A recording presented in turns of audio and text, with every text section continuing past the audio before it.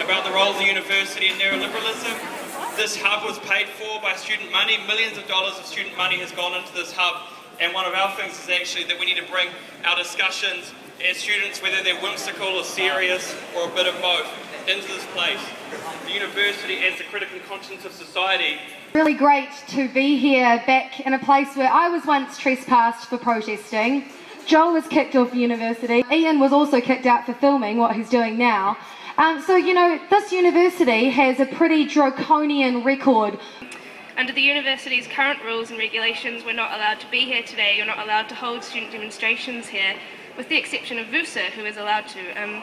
No student groups or clubs are allowed to use this central area. You're allowed to use a small section of the foyer on the second floor, like a hallway, if you book it and if you're a registered club. If you're not, it costs $3 grand to use a hallway. We don't have $3 grand, so we're doing it here.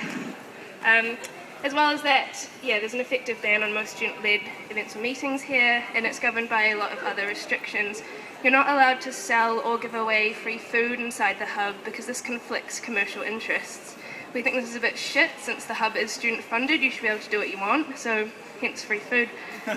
You're also not allowed to post notices or posters anywhere inside the central part of the hub.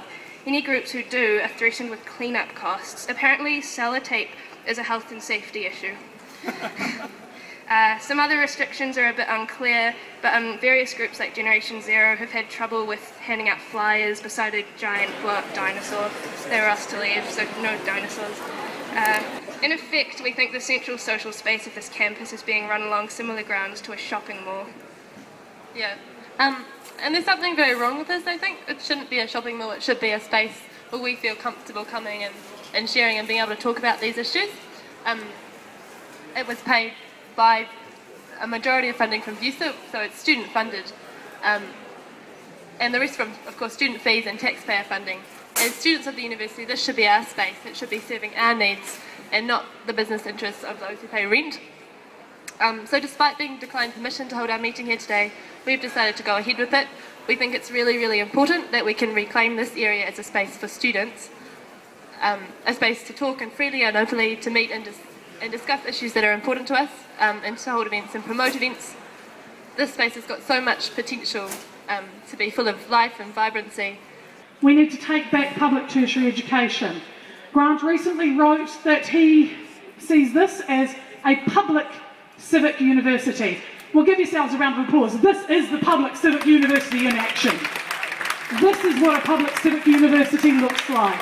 Can't stand by and watch universities be marketised, commercialised, consumerised, and all those things that are dismantling good quality education.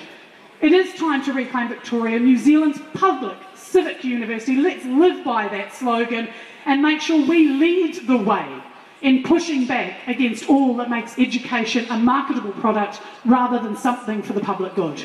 It's absolutely critical that staff and students unite in the constant battle to reclaim the university. There's a constant battle between managerialism, corporatism and public good education. And I think you've got to keep fighting the fight.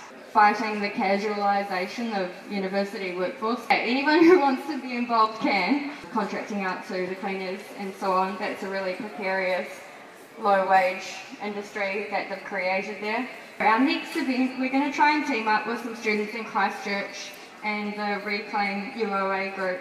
They've called like a nationwide day of student action, and they're proposing putting forth a nationwide statement and set of demands, as well as like each individual campus putting forth their own specific demands. We want to be super democratic, so we're going to have a meeting next Wednesday just to help develop the demands sort of in a democratic way.